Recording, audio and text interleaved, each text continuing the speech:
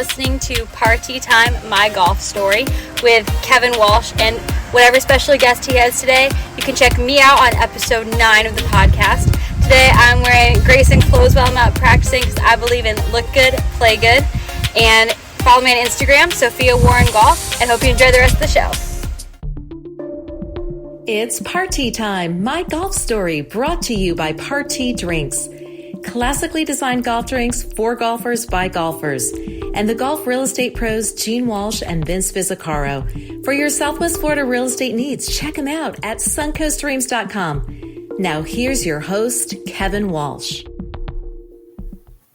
Hey, what's going on? Welcome to the program. We have one of my caddy buddies, Greg Corbo, is with us today.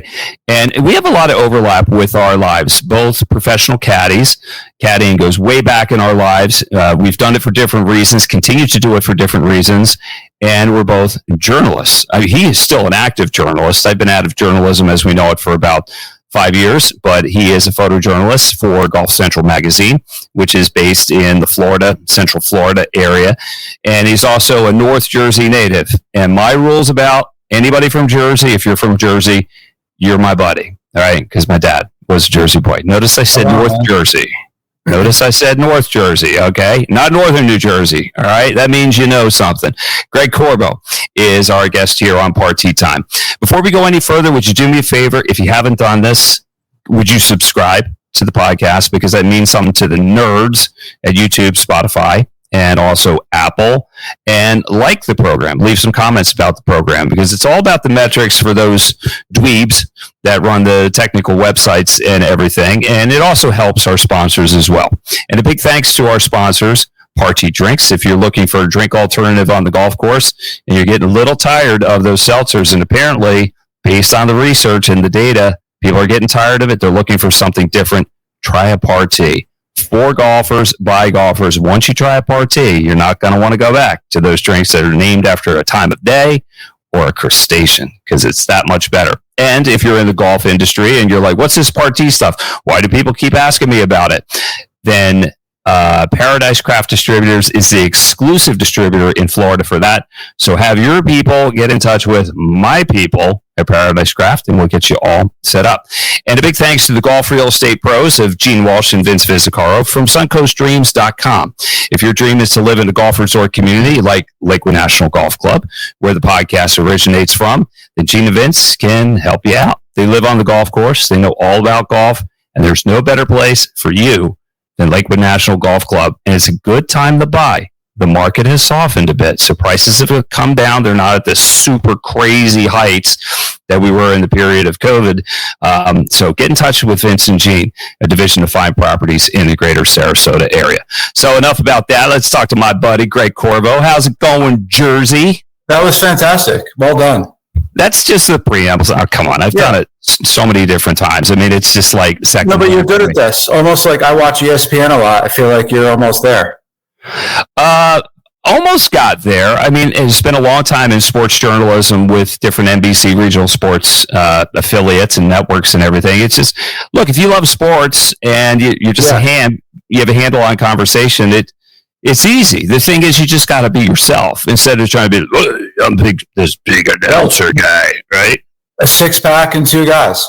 6-pack. That's what we're doing. First of all, the nickname, Jersey, where does it come from? What's the genesis behind it? I know, but I want to hear from you.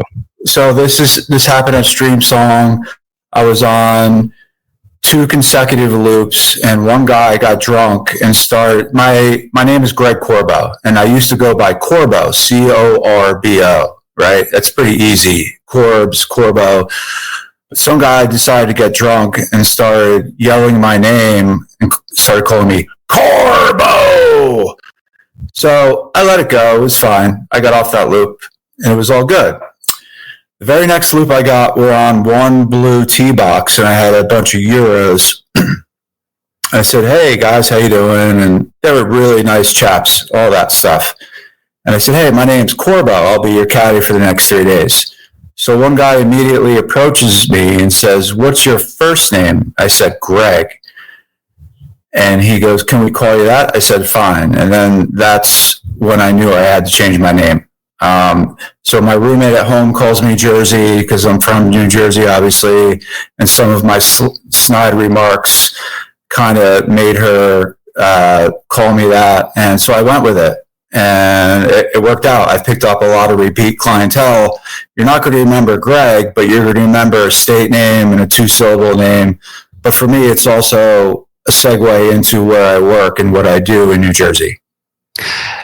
I didn't know that part. I thought I had it all figured out, but I like the marketing end. I like where your thinking is. And was I not right in the preamble talking about a real person from New Jersey refers to they're from North Jersey or South Jersey? There's a little central part. I feel like people from South Jersey are more Philly. They root for the Flyers. They root for the Eagles. So I think the state is almost a little divided, believe it or not. People from northern New Jersey, Jets, Giants, all that. South Jersey, the shore is great. I don't have a chance to get down there because I'm hauling luggage in Springfield. But people love their sports in New Jersey. But I think more people gravitate towards the Eagles and the Flyers and the Phillies in southern New Jersey. Well, clearly South Jersey is Philly land. North Jersey is more up for grabs. But just the thing, just like referring to New Jersey as Jersey, I'm onto something, or am I overthinking this? No, it's been a wonderful caddy name. Like, because at that time Greg Lookabill, Greg Knowles. So I didn't want to go by Greg. So it worked out great. So people know me as Jersey, and that's who I am now. And it's just easy. Like, I turn my head when they say it. Yeah, I didn't think I knew your name. Right. I know. Right. And that's boring because there's so many cool caddy names, a stream song. So Denver, and I worked with a guy, Utah, and I didn't want to claim the state, but it just made sense. It was time for me to just own up. This is where I work. This is who I am. My name's Jersey. And that's how it went. Jersey from North Jersey. Baltusrol Golf Club, man. See the wings? I see it. That is, it's one of the great logos in all of golf, isn't it? I agree. Totally. So tell me this: where are you joining us from? But where were you born and raised? I'm currently in Lake Wales, Florida, at the headquarters of Golf Central magazine. And where is Lake Wales? Give me a geographical lesson. It's east of Bartow. My drive is about 45 minutes, through orange groves and phosphate mines. I pass about 2 stoplights, so it's very actually nice, especially on the way home. But it's been great here. I live in Lake Ashton, which is a golf community, 36 holes. I don't really play golf out here, but it's a great community, tons of amenities. Pool, hot tub, bowling alley, weight room, all that jazz. And it's just fun to live here for what I get and for what I do and what I pay. It's wonderful. Where's home for you, though, in North Jersey? About your hometown and what it was Montclair, New Jersey. That would be home. I obviously work at Baltusrol, Montclair. I used to work at Montclair Golf Club starting, it was years ago as a teenager. My dad was a member there. My brother was a member there. And it was an unbelievable place back in the 90s, mid-90s. There was loops falling out of the trees, man. All walking, 36 holes. Yogi Berra was a prominent member, Reese Jones, John McMullen, former owner of the Devils, John McLean. And what was unique about Montclair is that there's 4 nines, and each 9 was compatible. They're all a par 35, and you can mix and match each 9. So when you made the turn, you had 3 options. So it was really set up to move. And that's where I really learned how to double loop and volume loop, meaning taking loops. Guys were going 54 holes out there because you could, because of the way the golf course was set up. And I asked Reese about that. He said that, to his knowledge, is the only course in the country that had that setup where you have 4 distinct 9s. They're all par 35. All 4 nines, 3 holes go down the hill, 3 holes on the bottom, 3 holes back up. It was the site of the 1985 U.S. Amateur. I remember that. And my father is from Montclair, and he caddied at Montclair Golf Club and has wonderful memories about it. And that's really what got me into caddying. Was my dad just spoke of it so highly in his teenage years, flexibility, a lot of money, being around people of clout. And here I am doing it years later. That was my hustle all through high school and through the college years. And then on the weekends when I was working in journalism, and now it's the full-time gig.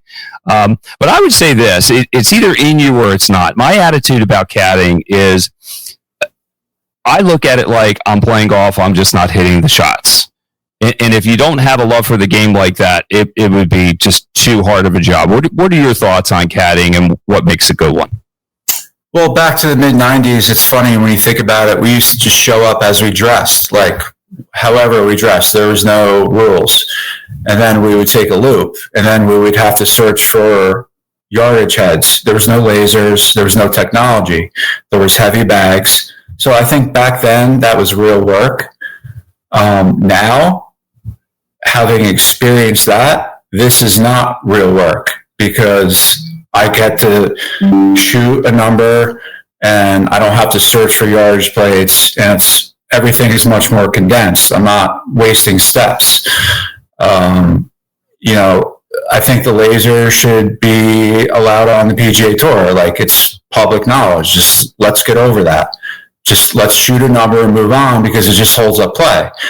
But the laser has changed a lot, let's be honest. But now even with the bags, with the stands, that revolutionized the whole caddy game. I got to be for real. Absolutely. Back in the day, we used to lay the belting bags on top of each other and pick them up, and the straps weren't good. Mm-hmm. But now everything they figured it out. It took a long time. And the good part about it is then you can really focus on the service of things and really helping people with reading the greens, giving them the yardage where the wind is and isn't. It saves you all the bending down and everything. And the laser, you can't argue with it. The technology is spot on, which should help the pace of play. I think, I have a theory on this, I can't prove it though, is the only reason they don't allow lasers on the PGA Tour is they haven't secured a sponsorship for it. Because there have been a couple events on the Corn Ferry Tour where they allowed it. And what's the difference between you stepping it off from a sprinkler head and just having the real deal? I mean, they're pretty close with how they're doing it the old-fashioned way, but why not just boom, done? I keep reading about slow play on the PGA Tour, so I think this would be the first step. And maybe I'm wrong, I don't know, but this sounds pretty logical. I think it would save minimum 7 to 8 minutes around, which would make a big difference for those guys out because they're so slow. And then that trickles down because everybody wants to play like a PGA Tour pro and they do all that stuff, and it's totally unnecessary. Greg Corbo is our guest here on Party Time, My Golf Story, brought to you by Party Drinks.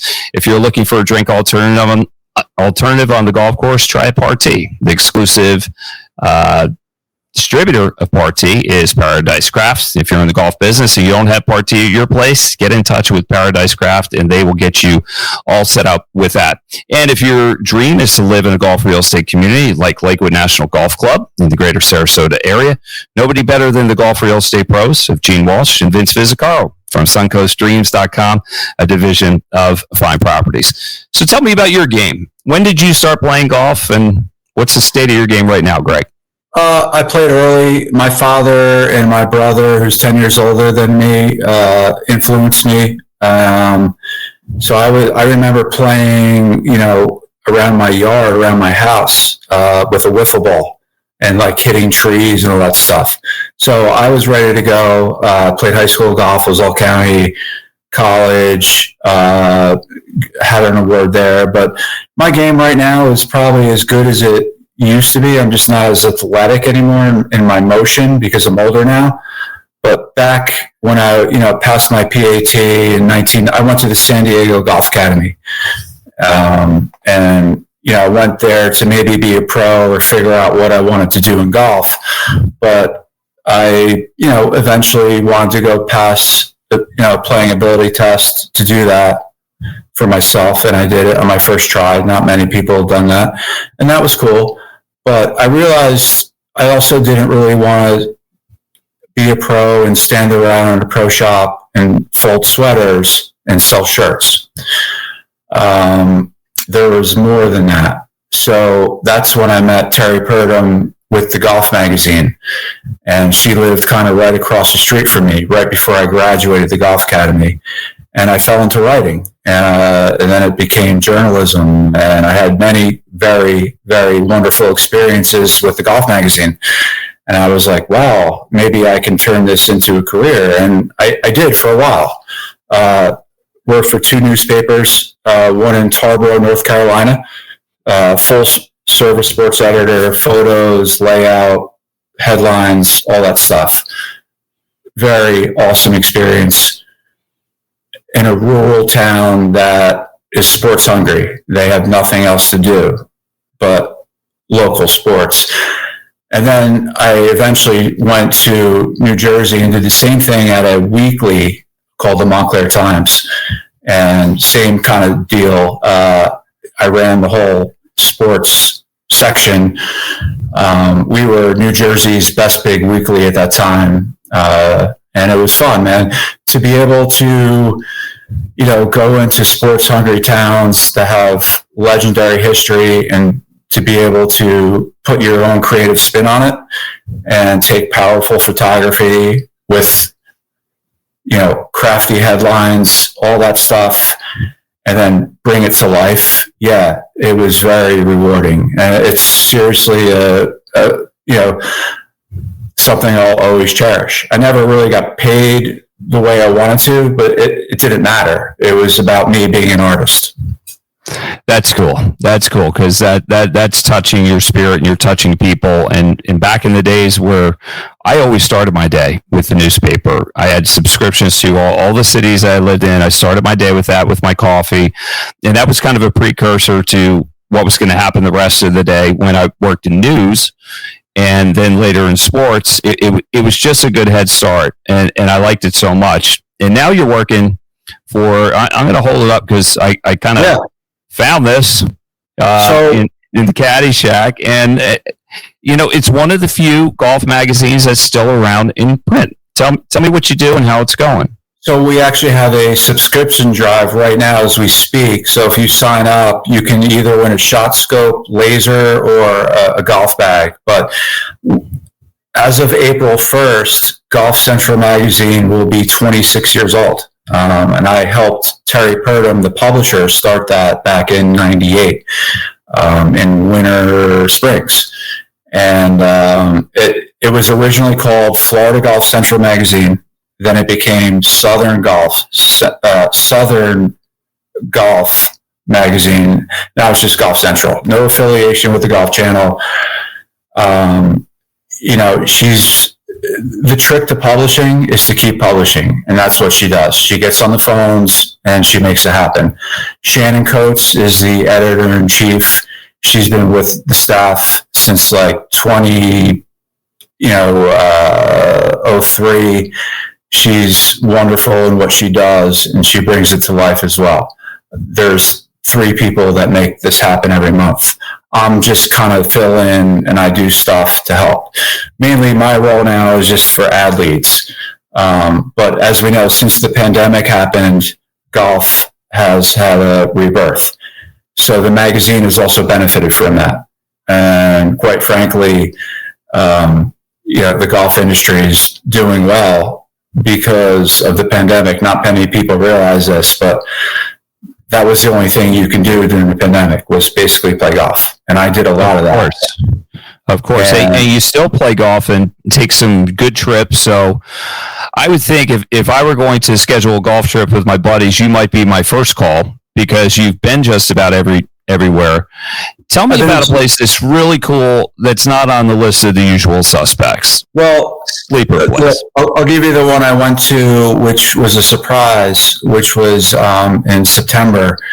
I was working and all of a sudden I got a phone call, and Terrie's like, "Hey, can you possibly go to Nemacolin Woods and hang out and play golf, drink, eat, and do all this stuff on behalf of our magazine?"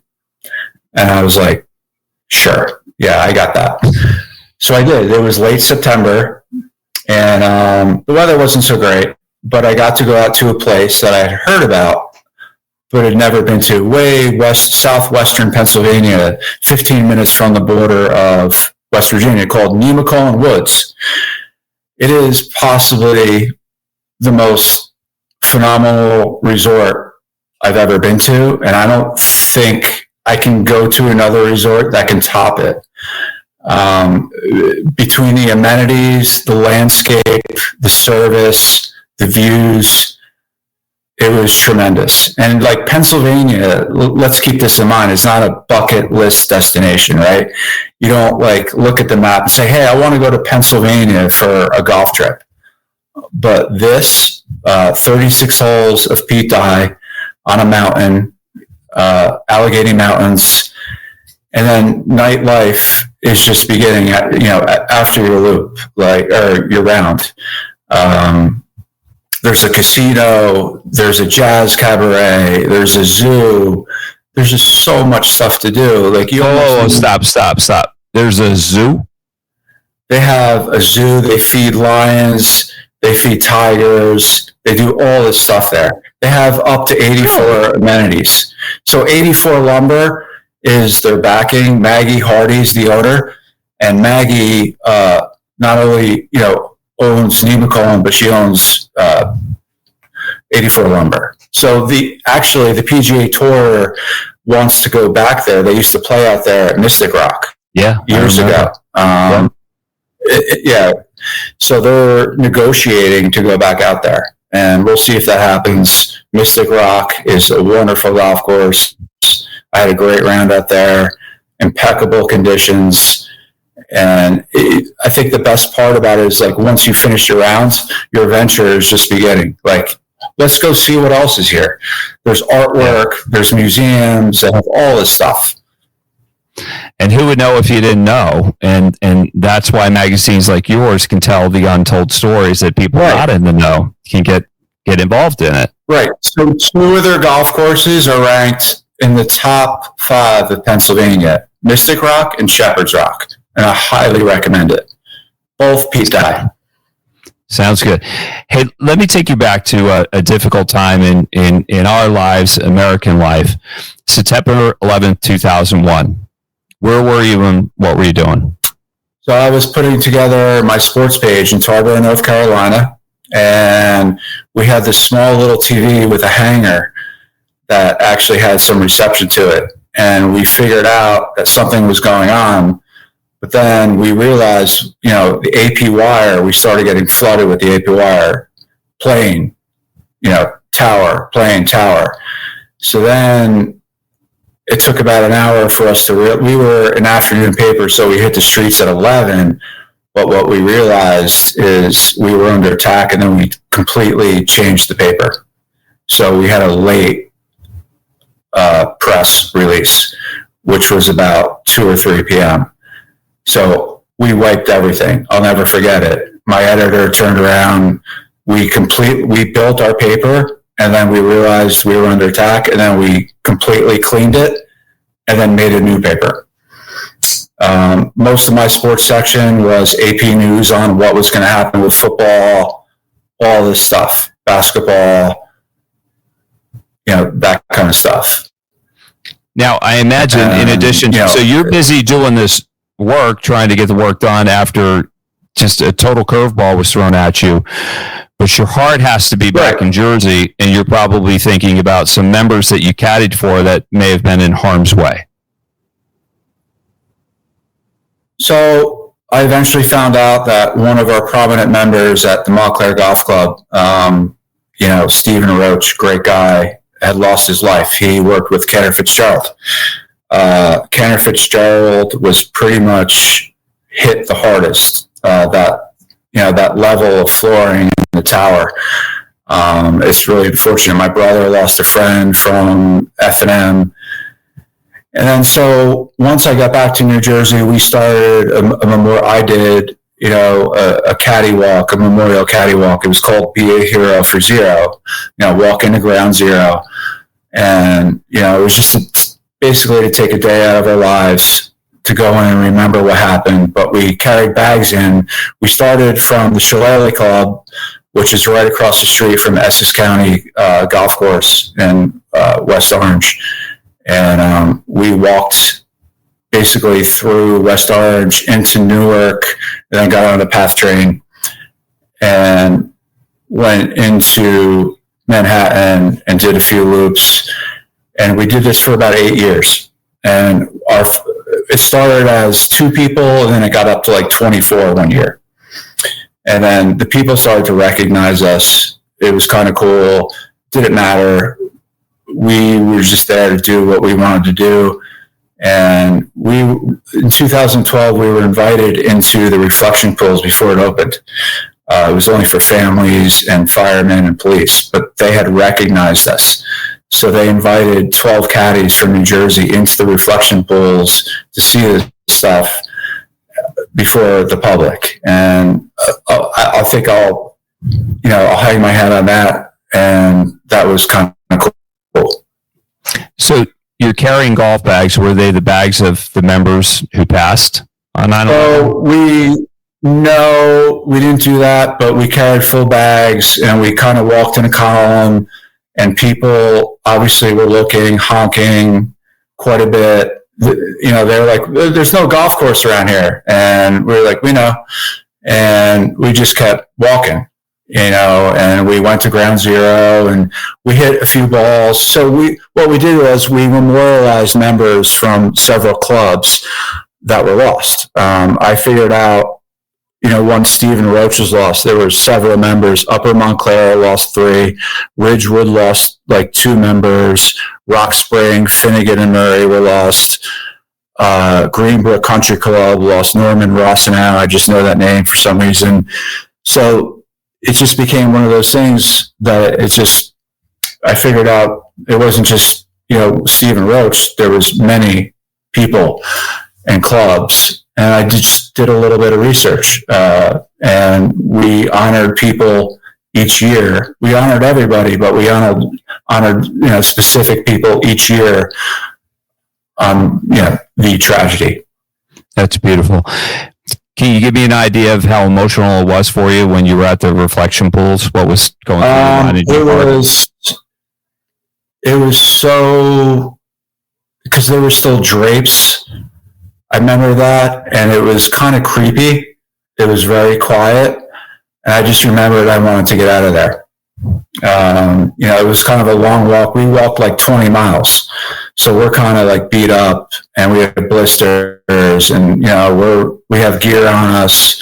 But that's the whole point. We're going in there to honor these people, and we're making a march in there, man. On concrete, but that's fine. That's totally fine. A blister or 2, maybe a sore hip in the morning, I'm okay with that.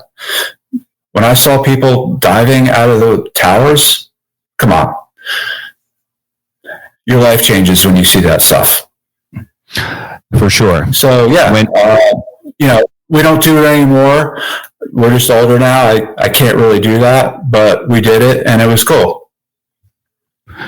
Yes, it was. When I think of September 11th and I marry it in with golf, I always think of Jimmy Dunn. And if he hadn't been playing golf on that day, he would have been among the dead at Sandler O'Neill, where the second plane hit the second tower. Do you know Jimmy? Do you have any? No, I know he's a member of Seminole, and I know he's trying to marry the LIV Tour and the PGA Tour. I know he's a big player in golf. Of course I know who he is. And if not for golf, if he wasn't playing golf that day, he would have perished with everybody else. And I think he, not that we think that golf is going to save our life, but it certainly did on that day. And so small little story. When the membership at Montclair Golf Club realized Stephen Roach had perished, they called everybody off the golf course. And it was a beautiful day that day. But everybody was called off the golf course, and they all went in. And that's the truth. I wasn't there, but that's what I heard. Tell me this: what makes a good caddy, in your opinion? Like, what are you trying to do for the people that you're looping for?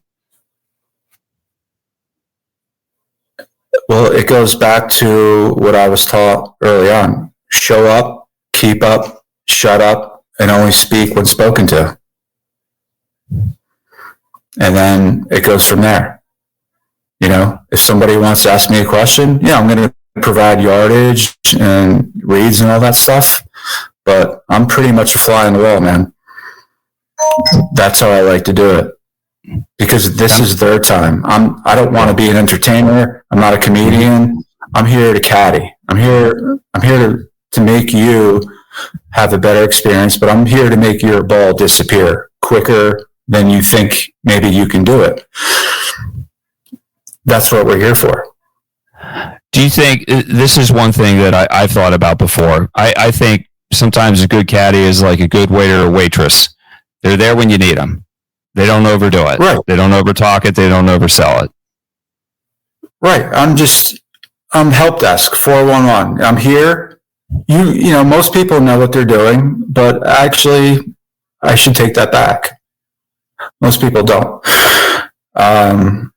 It's amazing. You know, we work for some of the most successful people in the world, and then they show up to the golf course and they don't know how to tie their own shoes.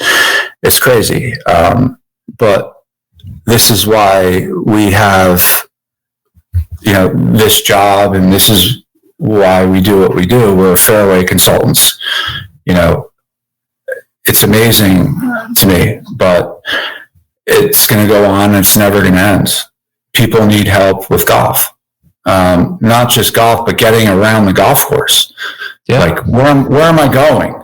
Like, what do you mean, where am I going? The fairway's 200 yards wide. We're on the blue course.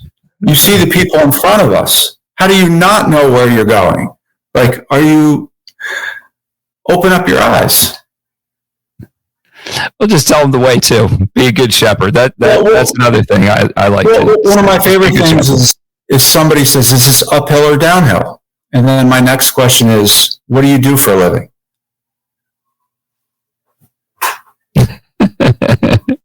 Tell me this. Have you ever caddied for the president? Who, Trump? Yeah. No. My most famous loops are Yogi Berra, Mario Lemieux, Fred Ridley. I just had him this summer. I had Ryan Leaf this summer at Baltusrol. That was interesting. Gene Michael. So we used to have the Yogi Berra outing at the Montclair Golf Club in the mid-90s, and everybody used to show up back then. Devils, Rangers, Yankees, and it was huge. We had 36 holes, so it was a sellout, and it was for the Boy Scouts of America. And everybody would show up, like Giuliani back then, and it was a big event. And yeah, so famous loops are great, but it's just all the same. It really is. Like, yeah, the job doesn't change much. No, it's the same. I'm doing the same service, and I'm just doing the same thing. I'm being me. It's golf. How good is Mario's golf? And how good of a guy is he? I've heard people gush over him. You tell me. You've been there. So I love to caddy for hockey players because they understand face control, right? I used to caddy for Martin Brodeur. He was a member of Essex County Country Club. And all hockey players are good because they understand face control, right? And that's what I'm big about. Who isn't? But Mario, as advertised, was like a 2 handicap. And I got invited to the loop by like the president of the Penguins. It was a 2-ball at Pine Tree Golf Club in Boynton Beach. Here's kind of a funny story. So, there's a little pressure maybe because, Mario's big time guy at that time. This is 2008, right? So we're on the 3rd hole. He hits a shot out of the rough. And I used to carry sand, like I used to throw it. I didn't like drop it out of a bottle. So he hit his shot, and as soon as I threw the sand, he moved his foot as the sand was coming down into where the divot was. And then he stops and he looks, so I basically sprinkled his whole shoe into the sock. And he looks at me, he goes, "Great job." I was like, "Thanks, buddy." You got any Arnold Palmer stories, Jersey? Yeah, the best one, I used to work out there 99, 2000, right after I graduated the golf academy.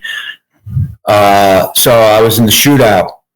The shootout was every day from like 12 to 12:40, and there was, they would play in like fivesomes because they were that fast. But I had Mr. Damron, father of Patrick and Robert. He lived, they lived on like the 12th hole or whatever. But Arnie was. This is at Bay Hill. This is at Bay Hill. This is at Bay Hill. Oh yeah. This is like 90. This is 1999 for sure. And we get to the 6th hole. To me, one of my favorite holes on the golf course, the par 5, the horseshoe around the lake, and it's Arnie's, turn to hit, and he grabs like a 5-wood out, and he notices the grip is like not as tacky as he wants it. So we watch him go into the cart. He untwirls the grip. He takes out a new grip. He takes some spray, sprays the shaft down, wraps the leather around the shaft, puts it in his hands, like we've all seen him do it on the Pennzoil commercial or whatever, the grip bike commercial. And then he hits the 5-wood, basically like just short of the green, right up on the front edge. I was like, I've never seen anybody regrip a golf club in their pre-shot routine in my life. That's pretty impressive. That is impressive. What was he like though to caddy for? Like, was he interested in your life, entertaining?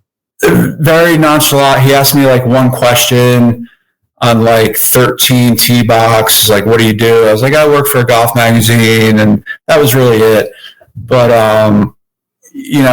Bay Hill was, to me, it's one of the hardest golf courses in the Florida swing, especially if there's wind. There's, those kidney-shaped greens, there's water, there's force carries, right? So it was a really cool place to caddy at because you never knew who was going to come up or show up. And the terrain is also very unique, in my opinion. It just goes down into this valley and there's water. It's the Butler chain of lakes, right? So I feel like they could almost hold a U.S. Open out there. Well, we see the scores with the PGA Tour, and they can really trick that place up. And when the wind blows, you're right. My gosh, that place can play super hard. And just to play there because of the past with Arnold and his contributions there, and now his grandson Sam Saunders running thing, they still do such a nice job there. Jersey, Greg Corbo is our guest here on Par T Time, My Golf Story, brought to you by Par T Drinks and the Golf Real Estate Pros, Vince Fisicarlo and Gene Walsh from suncoastdreams.com. Greg is one of my caddy buddies, and he's been around the block in North Jersey and also a photojournalist for Golf Central magazine. Jersey, winding down here, if you had, now I know you're a good player, what's the index right around now? I'm probably like a 2. I just had a nice round. So the opening of Solita Golf Club down in Sarasota, where it's a Nick Price design, and it's going to be the future home of the David Ledbetter Academy. So I was there for media day. I had a nice round. I shot 69 on a golf course I'd never seen before. And for me, my age, I was very happy with that. So, I'm like a 2 handicap. I don't really go under par a lot.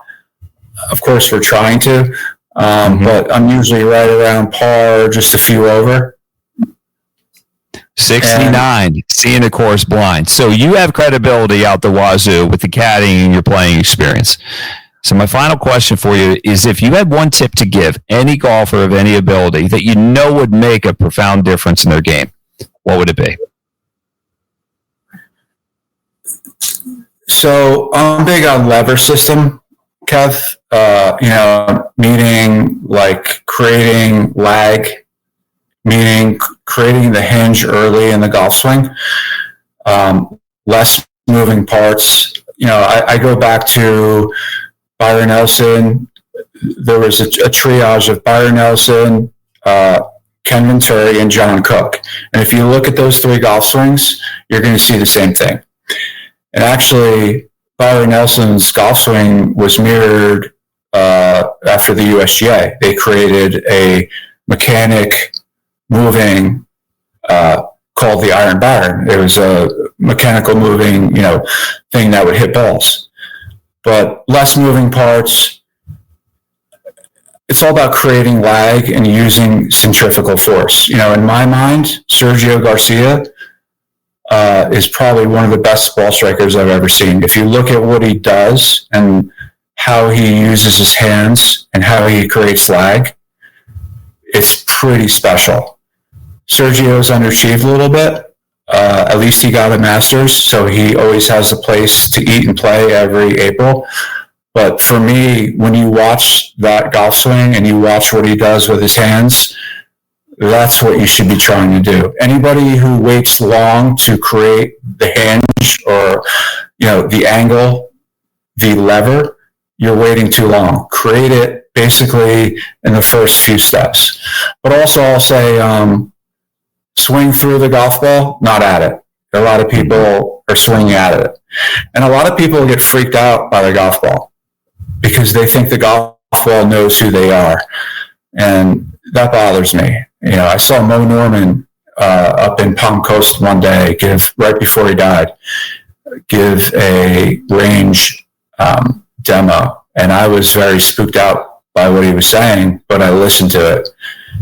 Golf ball doesn't know who I am. So you just walk up on it, hit it, right? Easy. Boom.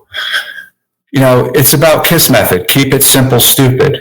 Conrad Railing was the Alabama golf coach who I got to meet at the Golf Academy, and that was his method, KISS method. Keep it simple, stupid. And like Delroy said the other day on the blue course, they said to him, what made you so good?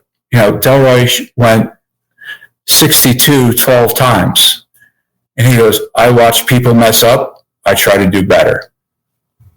It's just like that. It is. And you're talking about Delroy Cambridge, who's one of our caddy buddies, who has, I think it's 168 professional worldwide pro wins, greatest golfer ever to come out of Jamaica. And anything that he says, it's profound because it's coming from him.